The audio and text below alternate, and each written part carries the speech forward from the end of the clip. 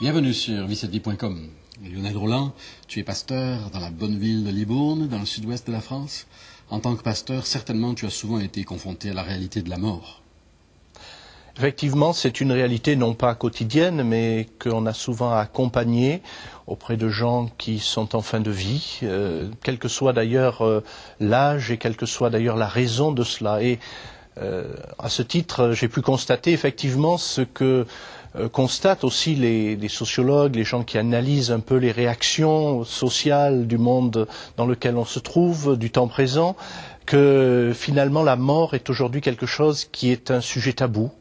On la repousse, on ne meurt plus chez soi, on meurt à l'hôpital, on ne sait plus en parler, on ne sait plus comment l'aborder, et elle effraie, elle fait peur. On sait intellectuellement que c'est une réalité à laquelle on ne peut pas échapper, mais en même temps, émotionnellement, on ne peut plus gérer, on ne sait plus gérer cela, et donc on s'enfuit un peu dans le refus de cette mort. Et je citerai à ce titre simplement quelques mois avant sa mort les paroles de l'ancien président François Mitterrand qui disait ceci: « Je sais que je vais mourir, mais je ne le crois pas ». Et ça donne bien le sens profond de la réalité pour beaucoup face à cette réalité de la vie qui est la mort. Et quand la réalité frappe, je dirais, comment est-ce qu'on réagit? Quelles sont les réactions les plus courantes? Alors, devant cet état de choses, le plus couramment, c'est ce que j'appellerais le déni. C'est-à-dire, on se refuse à l'envisager, on refuse à ce qu'elle soit définitive. On essaye de subsister, de se projeter dans ses enfants, dans une œuvre littéraire que l'on va laisser derrière soi, dans un monument d'architecture. On essaye ainsi de rendre cette mort, de la nihiler par là, d'essayer de la nihiler, ou alors on la décrit comme quelque chose que l'on pourrait effectivement contrôler si la médecine avait fait plus de progrès, si c'était possible, et on décrit ça un petit peu comme un accident, la mort comme une erreur de parcours qui pourrait être tout à fait quelque chose d'évitable. Alors on s'enferme à cause de tout cela un petit peu dans un déni, on refuse, on dit mais c'est pas si grave que cela, et il y a comme une fuite un petit peu en avant. Mais si je peux dire ainsi, le déni n'arrange rien, puisqu'il engendre toutes sortes de conséquences pratiques dans la vie des gens qui étouffent leur vie, qui éteignent leur vie.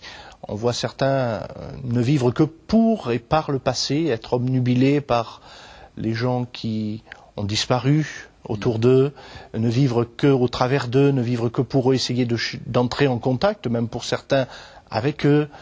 Pour d'autres, le déni, l'évitement se fera au travers du fait qu'on ne parle pas de cela, on se tait, on le refuse. Mais les conséquences sont aussi toutes les angoisses, le mal-être qui reste et qui demeure, et qui, même s'il est non dit, demeure quand même dans la vie de l'homme en face de cette réalité. On ne peut pas dire même qu'il est encore... Le malaise est d'autant plus profond qu'on le refoule et qu'on l'ignore, ou qu'on essaie de l'ignorer. D'autant plus. La Bible parle de ceux qui, à cause de la crainte de la mort, sont toute leur vie retenus dans une sorte de servitude.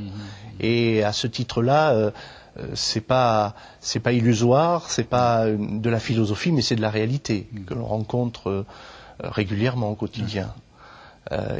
Simplement, j'aimerais citer cette phrase de Blaise Pascal qui disait ceci: les hommes n'ayant pu guérir la mort, la misère et l'ignorance, sont résolus pour se rendre heureux de n'y point penser. Et ça exprime bien un petit peu l'attitude contemporaine. Ouais, une espèce de fuite en avant, si on peut dire. Mais au-delà de cela, comment est-ce qu'on peut aider alors ceux qui doivent affronter le deuil et s'aider soi-même? Alors, je crois qu'il y a deux espérances. Il y a une première espérance qui est l'espérance, je dirais, de la philosophie de l'approche humaniste, qui dit profitons, tirons satisfaction du temps présent, du moment présent, de la vie présente. Si je peux profiter au maximum des années que j'ai devant moi, et je rends ainsi ma vie plus acceptable, et à ce moment-là, la satisfaction et le plaisir vont être les valeurs qui vont remplir la vie, en disant eh bien, que cela doit suffire. Mais on s'aperçoit que c'est un petit peu court et que c'est peut-être aussi une autre forme de déni de cette réalité de la mort. Il y a quand même une part de vrai. Est-ce qu'on n'est pas appelé à vivre pleinement le présent? Tout à fait. Il y a tout à fait une part de vrai. Mais peut-on vivre pleinement le présent en fuyant, en occultant la réalité de la mort? Je ne le crois pas. Et je dirais que c'est là aussi où la Bible a un message tout à fait différent, mais un message qui débouche sur une vraie espérance. On a parfois taxé la Bible d'opium, de livres qui détournent les hommes de la réalité. Je crois qu'au contraire, la Bible a un langage très réaliste par rapport à la mort. La Bible dit, par exemple, tu es poussière, tu retourneras à la poussière. Est-ce qu'on peut être plus réaliste face à la mort? La Bible décrit, je citerai simplement de mémoire aussi ce que disait le roi David. Lorsque quittant cette terre, il va dire, je m'en vais par le chemin de toute la terre. Donc il y a une réalité que la Bible prend en compte de l'universalité de la mort, du fait qu'elle est aussi incontrôlable par l'homme. L'homme peut-il contrôler sa mort? La Bible fait face avec réalité à cela, mais en même temps, elle ouvre une porte d'espérance qui n'est pas dans le fait de dire, eh bien, vivons tant que nous pouvons et puis après il n'y aura plus rien. Mais cette porte d'espérance, elle s'est ouverte, je dirais, en particulier en la personne de Jésus, qui est venu pour mourir, mais dont la mort, tout odieuse qu'elle a été, est aussi un triomphe sur la mort elle-même, une victoire dans laquelle il veut entraîner ceux qui croient dans sa parole, ceux qui le reçoivent. Et ça, c'est le message d'espérance de la Bible, qui n'est comparable à nul autre, et qui effectivement produit son effet. Si je peux oser un petit témoignage de mon vécu, j'ai eu à accompagner un jeune homme qui avait la trentaine, à peine la trentaine, et qui en quelques mois était emporté par une maladie foudroyante. Et dans sa maladie, ce jeune homme s'est, je dirais, impliqué profondément dans la foi, dans une foi vivante, personnelle.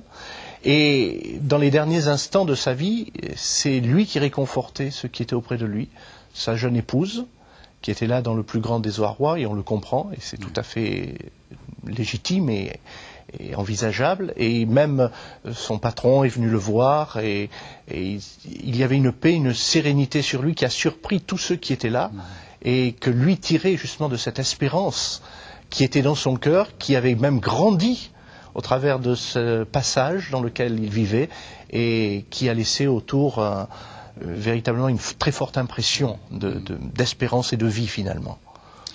Peut-être tu pourrais nous laisser en terminant une parole de Jésus, je crois, que tu aimes beaucoup et qui parle de cette espérance. Voilà, cette parole de Jésus, c'est cette parole qui nous parle de l'espérance que Jésus donne.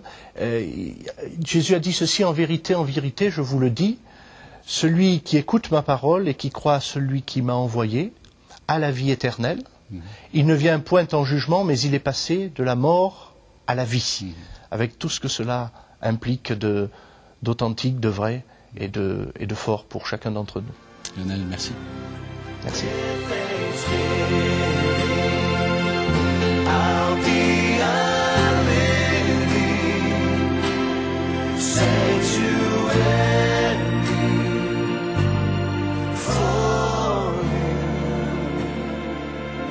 I'll be